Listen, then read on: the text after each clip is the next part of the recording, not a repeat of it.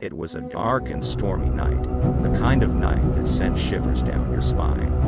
A group of friends had decided to spend the weekend in an abandoned cabin in the woods, hoping to escape the stresses of everyday life. They had heard rumors about strange happenings in the area, but they dismissed them as nothing more than old wives' tales. As they settled in for the night, strange noises began to emanate from the surrounding forest. At first, they thought it was just the wind, but the sounds grew louder and more ominous. Suddenly, a blood-curdling scream pierced the air. They quickly realized that they were not alone in the cabin. Someone or something was watching them, and they could feel its presence closing in around them. The group tried to call for help, but there was no cell phone reception, and they were miles away from civilization. As the night wore on, things only got worse. The power went out, leaving them in complete darkness. The group huddled together, trying to stay calm, but their nerves were frayed. They could hear footsteps approaching the cabin, and they knew that whatever was out there was getting closer.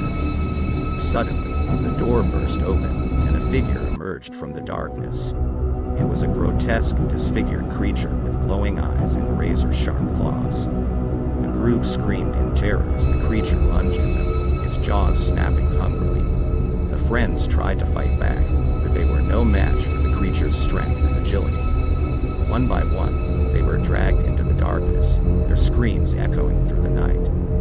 In the end, only one person remained, huddled in a corner, praying for the nightmare to end. As the first light of dawn crept into the cabin, the survivor emerged from his hiding place, trembling with fear. It was a dark and stormy night, the kind that made you want to stay inside and never venture out. But I had to make my way home from work, and as luck would have it, my car broke down in the middle of nowhere. I tried to start it up again, but the engine just made a grinding noise and died. I was stuck, with no cell phone reception and no one around for miles. I decided to start walking, hoping to come across a gas station or a house where I could use a phone. As I trudged along the deserted road, the rain began to pour down harder, drenching me to the bone. Lightning flashed and thunder roared, making me jump with every crackle. And then I saw it. A dilapidated old mansion, barely visible through the fog and rain. It looked like it hadn't been lived in for years, but I didn't have any other options. I approached the front door, which creaked open at my touch.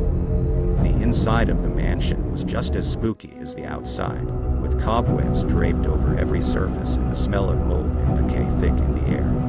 I called out, but no one answered. I made my way through the creaking halls, my footsteps echoing through the empty rooms. And then I saw her. A young girl, no more than 10 years old, standing at the end of the hallway. She was wearing a long, white nightgown and had long, dark hair cascading down her back.